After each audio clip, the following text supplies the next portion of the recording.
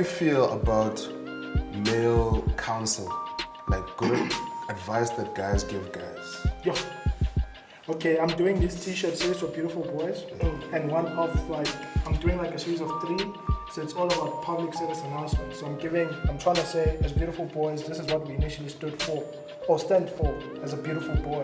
So you have to obviously protect, but not protect because there's harm, but protect because of just security, some emotional security in that sense. And then create a safe space, and then call each other out on our bullshit as men. And let's treat women. We can't really be free if women are not free. There's no freedom in that, you know? So I think my idea is I always try, and when I feel like there's a I'm like, I don't like what you said, we can lose everything else. Let's address that. Because I don't want to be branded as much as we're fighting that men are trash. We're not fighting it, we're admitting, but at the same time trying to clean it. Clean the country. So we're fixing everything. For me, it's I'm the kind of person that, not to say I'm perfect, but I try by all means to be on the right side of things, and not whether women are there or not.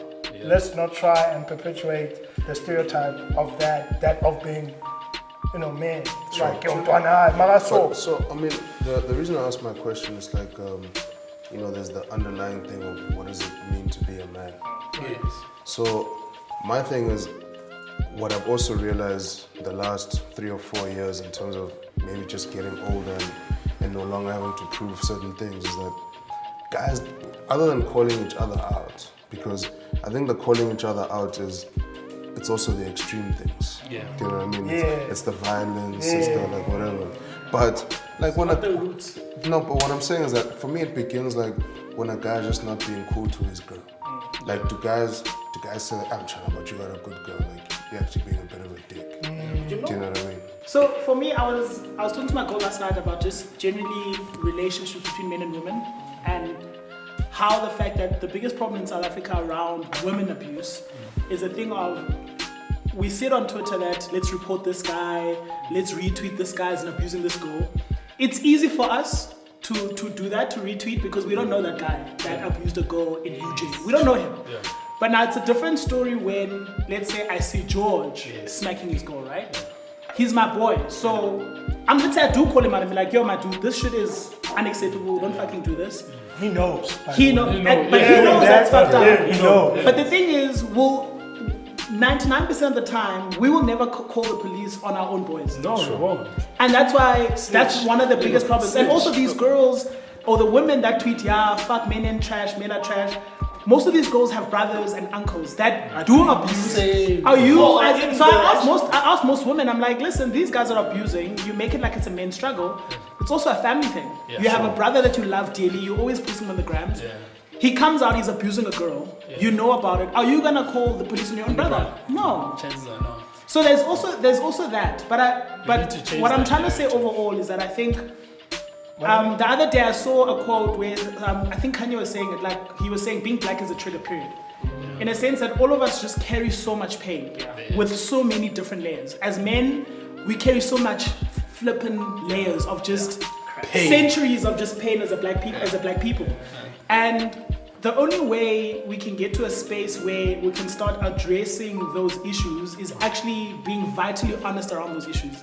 Because I feel sometimes, especially with the social media era and this sort of celebrity era, it's easy to talk, not that it's easy to have these conversations, but we can have these conversations, but then it's how do we apply these conversations in real time in society? Sure. When your actual younger brother that you love so much, that you help raise as a big brother, is abusing his girlfriend, beyond you saying that's fucked up, beyond you taking him to therapy, that's a crime. So how do you, in real time, how do you treat that? In terms of what I was saying, the violence is wrong. There's no two ways about it. There's no. But you mean the little thing? I'm saying so other day, my boy went shopping. Hey, don't have So I'm like, oh, okay, cool. Did you get anything for your girl? He's like, oh, for what? I'm like, Then I was like, oh, good. That's a socialization. Yeah. So my thing is, do we take pride in our boys being good boyfriends? Nah. To their women? You know what? Do we take pride? You know what the thing is about that? If we don't, historically, when we do, get involved in those little your homie's like, what? Well, okay, I'm get text because it's like, are you gonna tell me how to be a boyfriend? Wow. So now you're thinking, and it's like, yo, that's the why. I think I need to know the why because it probably becomes like, oh, you think, well, no. Yeah. You know what I'm saying? There's always like, And you see that thing, oh, some guys really know how to boyfriend well, hey? You know, when Tibz earlier. But it's also with the girls. The girls, I mean, I don't know, but girls would have the same thing. It's Sure. like, so why don't you get like, or whatever, your boyfriend something's like, how is this any of your business? And then she'll go buy something. But it'll be like, okay, let me do it so that it doesn't get to where he gets gear from her. Yeah. But we don't think about it like that. It's like we need to take, you're right, we need to take it like, yo, actually, that shouldn't be a matter of question. If I see something nice for I do. Like when I see something nice for my girl, I get her. When she sees something nice for me, she gets me. So we have like that relationship of like exchange and without even having to like, but why don't you get me shit? You know, but these things that I'm like, yeah, but you know, maybe like the price points, I'm like, I don't want something that's over this as a gift because then it doesn't make sense. We can maybe put that on into, you know, sorry to cut you off. Oh, Tibz mentioned male counsel, you know, and I just want to maybe get onto that a little bit. I've seen more men cry as a traditional healer of all ages than what I have in my entire existence, past 2 years. And to your point as well, it just goes to show the amount of pain and trauma. You know, there are many uncomfortable conversations that obviously happen in my office, in my workspace. You know, men carrying trauma from the one night that the father beat the mother up, and he finds himself doing the very, very same thing.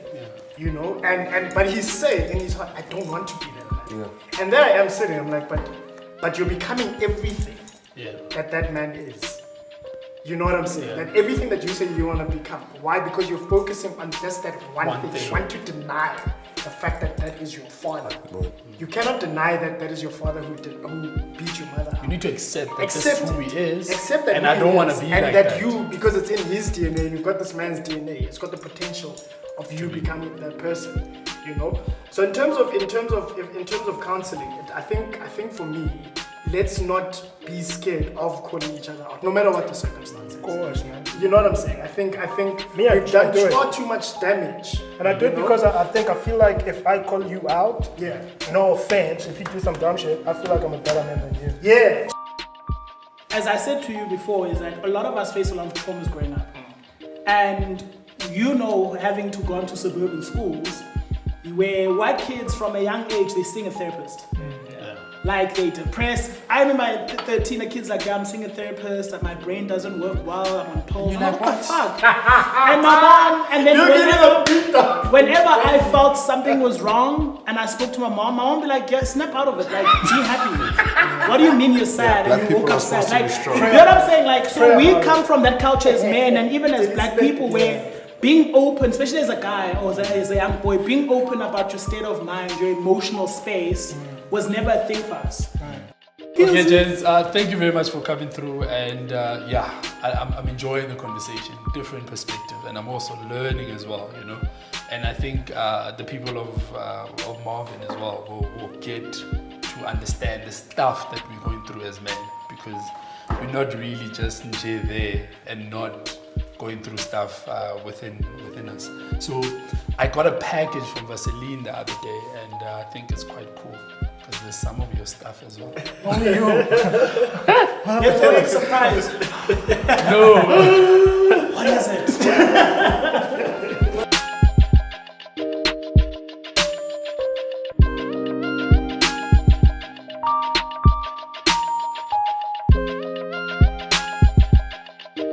What I'm finding amazing is that there's this big evolution where men are openly grooming. I think before, we've always been grooming, but it was always left at aesthetic level, like in terms of the clothing, like the polish my shoes. Just basic hygiene. Yeah. But it was never beyond, you know, taking care of beards. No. I mean, all the beards here are shining. We'll connect one day.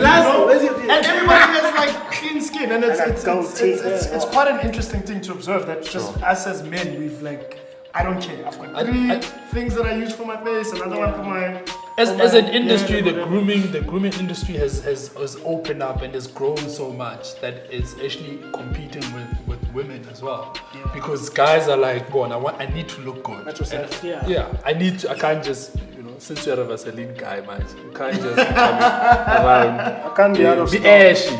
Yeah, well, Can't be out of stock. you can't be out of stock. But guys, also, isn't it nice? Can I tell you actually what I like about like us working with Vaseline? The products actually Genuinely, work. the brand, the products actually work, and I would agree. use it whether I was working with the brand or not. Right. And that's actually quite Because there's amazing. this one, the cooling. I got I like that after gym. Yes, Yeah. it's for running, especially in winter. I use it a lot when I'm running, so that my skin is moisturized and I don't. Actually, let's go to So what some people were saved by Vaseline. Really? You blow you. Me, I like the oil control. oil control. Some people Oil were saved. control, really But has do you to. use it like on a daily? Daily. I've always been use it ashy. daily. That's why you're looking like yellow bones. I've always been ashy until Vaseline came into my life. Brighter skin. Now I'm bright. You know, Right, it was the right. beard. We're right It was- and bright. Yeah. No, I used to be very ashy. Thank you very much, guys, for coming through to Conversation with Marvin.